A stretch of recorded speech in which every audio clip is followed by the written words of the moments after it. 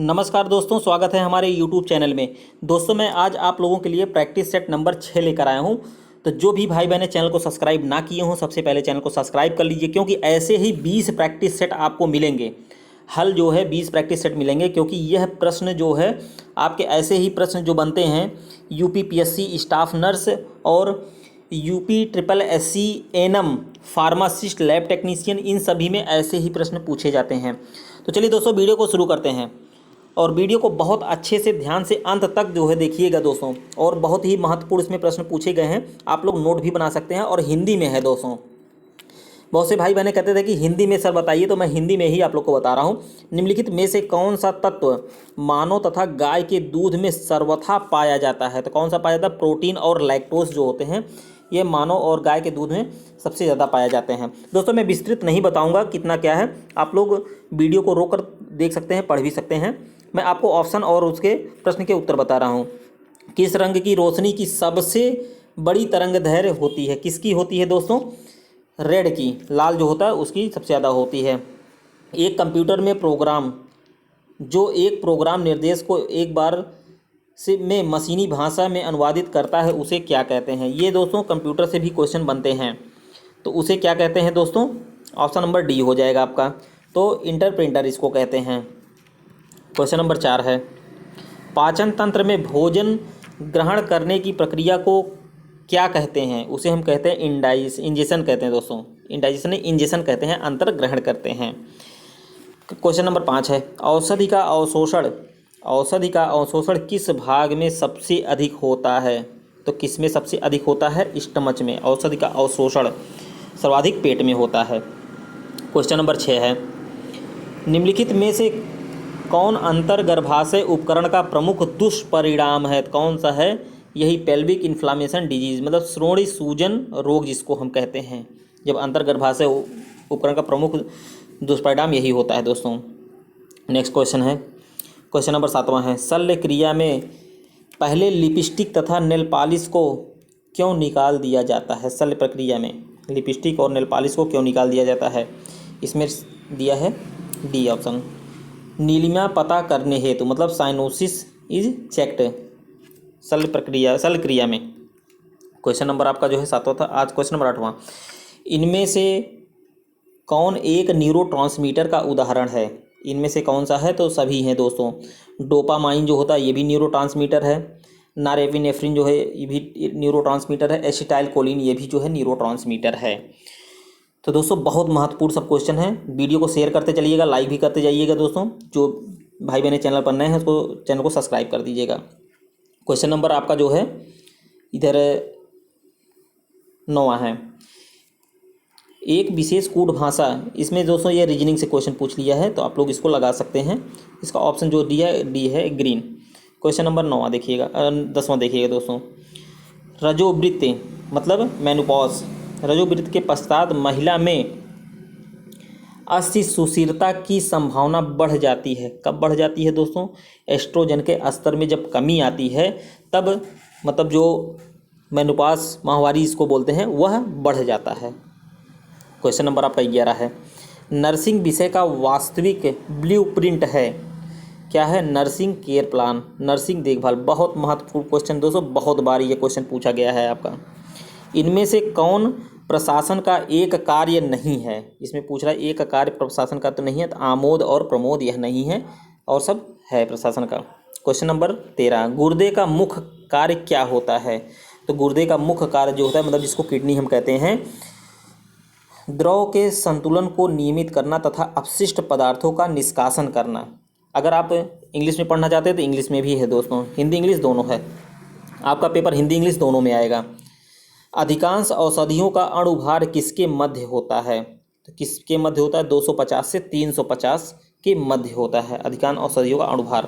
Question number 15, निम्नलिखित में से किस किस्म के कंप्यूटर सबसे तेज, बड़े और महंगे होते हैं? तो कौन से होते हैं दोस्तों? ऑप्शन नंबर बी आपका, सुपर कंप्यूटर जो होता है सबसे तेज और सबसे महंगे होते हैं। समुदाय में जन्म तथा मृत्यु कार्ड का अनुरक्षण करता है। क्वेश्चन नंबर आपका 16 है। तो क्या करता है दोस्तों? इसमें मल्टी पर्पस हेल्थ वर्कर, इसमें MPHW दिया है, यही होता है। क्वेश्चन नंबर 17, ESR का विस्तारित रूप क्या है? बहुत बार क्वेश्चन पूछा गया है, ब्लड टेस्ट में होता है दोस्तों ये। ESR का होता है erythrocyte segmentation rate. Option number C हो जाएगा। अक्सर ब्लड टेस्ट में जो है ESR होता है, CBC होता है, बिडाल टेस्ट होता है, ये सब होते हैं। तो ये सब भी आप जो है ब्लड का थोड़ा जानकारी रखिएगा। आधुनिक मनोविज्ञान के संस्थापक कौन? बहुत महत्वपूर्ण क्वेश्चन है दोस्तों ये। आधुनिक मनोविज्ञान के संस्थापक कौन हैं? तो सिगमंड फ्रीड हैं।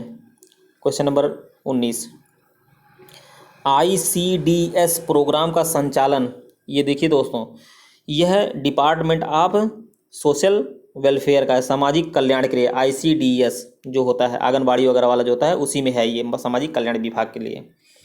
बाल विकास इसमें दिखे दिया है दोस्तों। क्वेश्चन नंबर 20वां है, शरीर का सबसे बड़ा अंग, सबसे बड़ा अंग पूछ रहा है दोस्तों। तो सबसे बड़ा अंग ये देखिएगा, लार्जेस्ट आर्गन पूछ रहा है, लॉन्गेस्ट नहीं पूछ रहा है, लार्जेस्ट पूछ रहा है। इसको भी आप बहुत ध्यान से देखिएगा। अक्सर लोग क्या करते हैं, लीवर मार देते हैं, लेकिन लीवर नहीं। अगर लार्जेस्ट पूछ रहा है तो त्वचा होगा, स्किन, और लॉन्गेस्ट पूछ रहा है तो आपका लीवर होगा, ये ध्यान रखिएगा। PEM प्रोटीन एनर्जी मेलन्यूट्रिशन, इसका मतलब यह किस में पाया जाता है? तो किस में पाया जाता है दोस्तों? 3 से 5 साल प्री स्कूल छात्र जो होते हैं, pre school children 3 to 5 year, इसी में जो है PEM प्रोटीन एनर्जी मतलब कुपोषण जो होता है वही ज़्यादा करके पाया जाता है। बहुत से लोग ऐसे होते हैं कि बच्चों को जो है कम प्रोटीन युक्त भोजन देते हैं, तो अक्सर बच्चे कुपोषण का शिकार हो जाते हैं। क्वेश्चन नंबर 22 है, किस प्रकार के मतिभ्रम में प्रलाप पागलपन ज़्यादा सामान्य देखा गया है? किस में देखा गया है? दृश्यम मतिभ्रम मतलब विजुअल हेलुसिनेशन में ज़्यादा देखा गया है। क्वेश्चन नंबर 23 है आपका, श्वसन केंद्र मस्तिष्क के किस भाग में अवस्थित होता है? तो किस में होता है? मेडुला ओब्लांगाटा जो होता है, मेडुला जो होता है उसी में आपका श्वसन केंद्र स्थित होता है।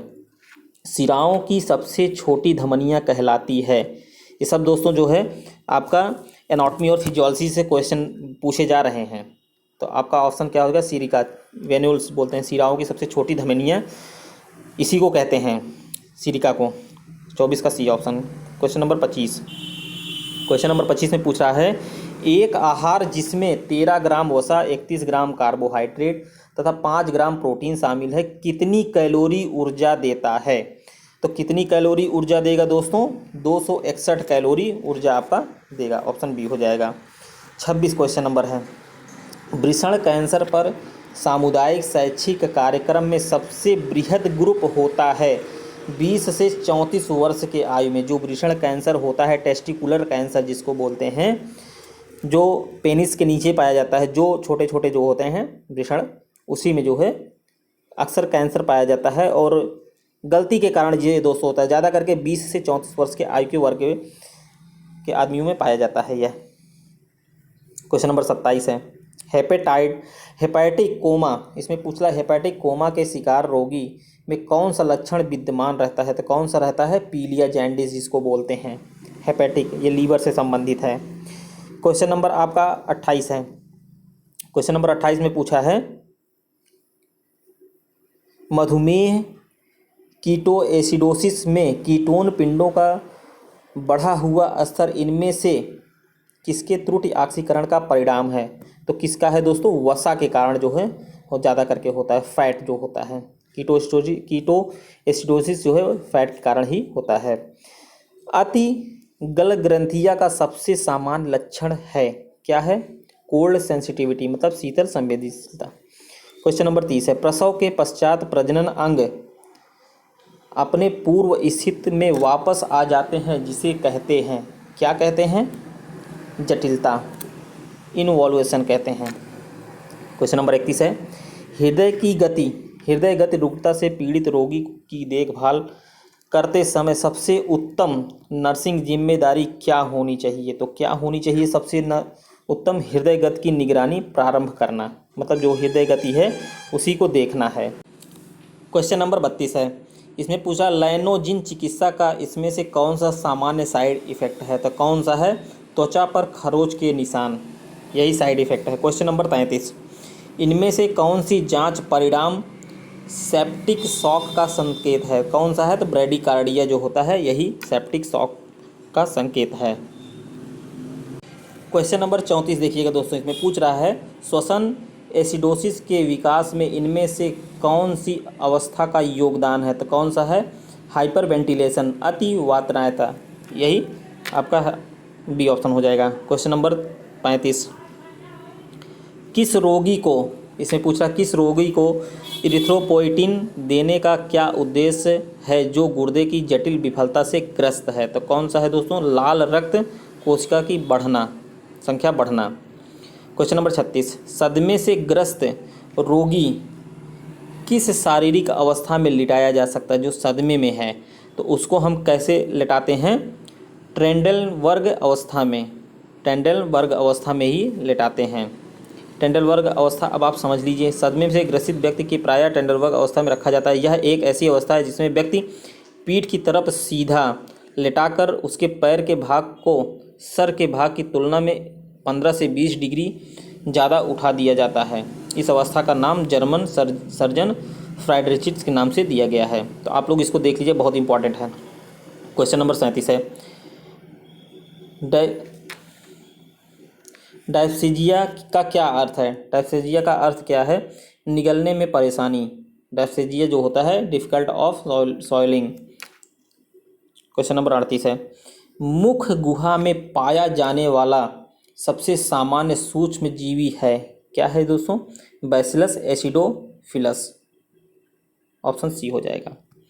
क्वेश्चन नंबर 39 है, मूत्र नलिका को विसंक्रमित करने का सबसे सर्वश्रेष्ठ उपाय क्या है? यह है हॉट एयर स्टेरिलाइजेशन जो होता है, उसी से जो है मूत्र नलिका को विसंक्रमित किया जा सकता है। क्वेश्चन नंबर 40 है आपका। क्वेश्चन नंबर 40 में क्या पूछा है? क्वेश्चन नंबर 40 में ये पूछ रहा है, एक सामान्य प्रसव पीड़ा के संबंध में क्या सत्य है? समय से शिशु का जन्म होता है, ये तो सत्य है। और नेक्स्ट ऑप्शन आप देखिएगा, शिशु शिखर दिशा से बाहर निकलता है, ये भी सत्य है। प्रसव पीड़ा का प्रारंभिक स्वाभाविक तथा सहज होता है, ये भी सही है। तो आल होगा इसमें दोस्तों प्रसव के लिए। स्काइजोफ्रीनिया के संबंध में शामिल है, बहुत इंपॉर्टेंट क्वेश्चन है दोस्तों। स्काइजोफ्रीनिया तो क्या है दोस्तों? ये मनोवैज्ञानिक प्लस औषधि उपचार, साइकोथेरेपी प्लस ड्रग थेरेपी, यही जो है स्काइजोफ्रीनिया के संबंध में है। क्वेश्चन नंबर 42, लेप्रोस्कोपी किस अंग को देखने हेतु किया जाता है? तो किसको किया जाता है दोस्तों? पेल्विक आर्गन्स जो होते हैं, मतलब श्रोणि के अंगों को और वक्ष के अंगों को, थोरैसिक और पेल्विक दोनों को लेप्रोस्कोपी के माध्यम से देखा जाता है। ल्यूकोपीनिया का संबंध क्या है? ल्यूकोपीनिया, ल्यूकोपीनिया का मतलब श्वेत रक्त कोशिकाओं की अधिक की संख्या में कमी, उसी को हम ल्यूकोपीनिया कहते हैं। क्वेश्चन नंबर 44 है, शरीर में सामान्य कोशिकाओं की के लिए आवश्यक माध्यम क्या है? तो क्षारीय माध्यम होता है, सामान्य कोशिकाओं के लिए आवश्यक माध्यम। टी बैंडेज का प्रयोग करते हैं, तो टी बैंडेज का प्रयोग हम जो है गुर्दा तथा गुर्दा योनिमुख के बीच के भाग की ड्रेसिंग को सपोर्ट देता है, यही बहुत महत्वपूर्ण है दोस्तों। क्वेश्चन नंबर 46, प्रोटीन की कार्यशील इकाई क्या है? प्रोटीन की कार्यशील इकाई जो होती है वो एमिनो एसिड होती है। बहुत बार यह क्वेश्चन भी पूछा गया है। प्रलाप कंपन इनमें से किस ड्रग की निर्लिप्तता लक्षण है? ऑप्शन बी हो जाएगा, अल्कोहल, प्रलाप कंपन जिसको हम कहते हैं। डायलूरम टर्मर, अगर दोस्तों हिंदी में ना समझ में आए तो आप इंग्लिश वाला ज़रूर देख लीजिएगा वर्जन, क्योंकि इंग्लिश जो रहता है वह सही माना गया है। स्वलीनता रोग की पहचान किस आयु में की जाती है? 3 से 5 वर्ष की आयु में की जाता है दोस्तों। दूसरी बार ये क्वेश्चन रिपीट हुआ है। क्वेश्चन नंबर आपका 49 है, 48 हो गया। क्वेश्चन नंबर 49, एक बीपीएमडी रोगी को लिथियम उपचार पद्धति के अंतर्गत रखा गया है, दैनिक नर्सिंग देखभाल में सम्मिलित है। तो दैनिक नर्सिंग देखभाल में क्या सम्मिलित है दोस्तों? रक्त सैंपल का संचय। क्वेश्चन नंबर 50, एक रोगी गहरे अवसाद से ग्रस्त है, उसमें क्या लक्षण दिखाई देंगे? तो एकाग्रता की कमी, लॉस ऑफ कंसंट्रेशन जो होता है वही, मतलब डिप्रेशन जो होता है उसी का जो है दिखाई देता है। दूसरी बार क्वेश्चन दोस्तों रिपीट हुआ है, बहुत ही महत्वपूर्ण क्वेश्चन है। तो दोस्तों आज के वीडियो में मैं आप लोगों को जो है यूपी पीएससी स्टाफ नर्स और यूपी ट्रिपल एससी एएनएम में जो प्रश्न पूछे जाएंगे, किस तरह के प्रश्न आते हैं, मैं उस तरह का आप लोग को बताया हूं। तो जो भाई बहनें चैनल पर नए हैं, चैनल को सब्सक्राइब, लाइक, ज़्यादा से ज़्यादा शेयर करिएगा। यह वीडियो बहुत ही महत्वपूर्ण है परीक्षा की दृष्टि से। तो दोस्तों एक एक प्रश्न को बहुत अच्छे से रट लीजिएगा। आज के लिए बस इतना ही, धन्यवाद।